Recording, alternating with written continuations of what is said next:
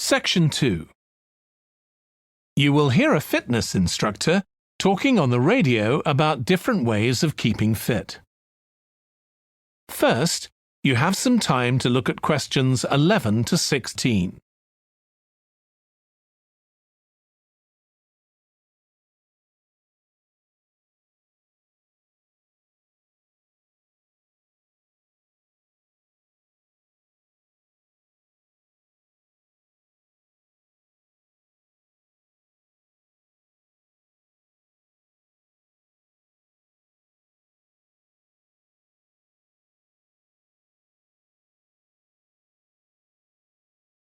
Now listen carefully and answer questions 11 to 16.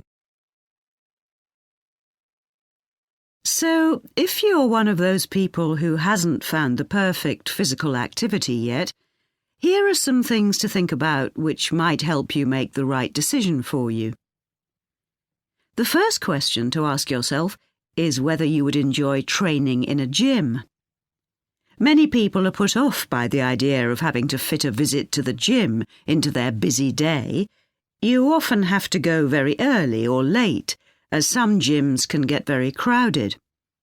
But with regular training, you'll see a big difference in a relatively short space of time.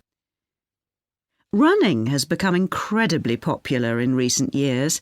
That's probably got a lot to do with the fact that it's a very accessible form of exercise. Anyone can run, even if you can only run a few meters to begin with. But make sure you get the right shoes. It's worth investing in a high-quality pair, and they don't come cheap. Another great thing about running is that you can do it at any time of day or night. The only thing that may stop you is snow and ice. Swimming is another really good way to build fitness. What attracts many people is that you can swim in an indoor pool at any time of year. On the other hand, it can be quite boring or solitary. It's hard to chat to people while you're swimming lengths. Cycling has become almost as popular as running in recent years. That's probably because, as well as improving their fitness, many people say being out in the fresh air in a park or in the countryside can be fun. Provided the conditions are right, of course. Only fanatics go out in the wind and rain. Yoga is a good choice for those of you looking for exercise which focuses on developing both a healthy mind and body. It's a good way of building strength, and with the right instructor, there's less chance of hurting yourself than with other more active sports. But don't expect to find it easy. It can be surprisingly challenging, especially for people who aren't very flexible. Getting a personal trainer is a good way to start your fitness program. Obviously, there can be significant costs involved, but if you've got someone there to encourage you and help you achieve your goals, you're less likely to give up.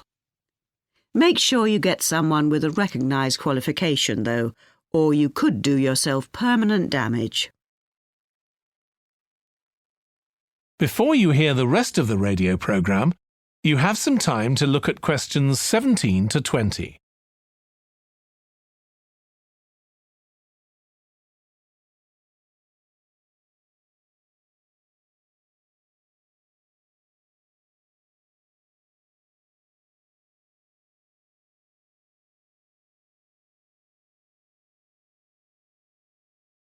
Now listen and answer questions 17 to 20. Whatever you do, don't join a gym unless you're sure you'll make good use of it.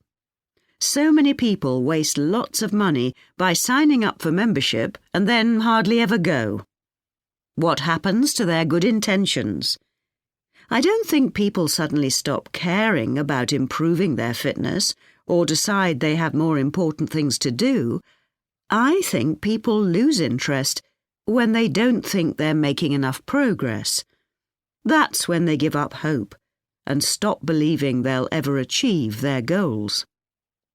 Also, what people sometimes don't realise when they start is that it takes a lot of determination and hard work to keep training week after week, and lots of people don't have that kind of commitment. One thing you can do to help yourself is to set manageable goals. Be realistic and don't push yourself too far. Some people advise writing goals down, but I think it's better to have a flexible approach. Give yourself a really nice treat every time you reach one of your goals. And don't get too upset if you experience setbacks. It's a journey. There are bound to be difficulties along the way. That is the end of section 2. You now have half a minute to check your answers.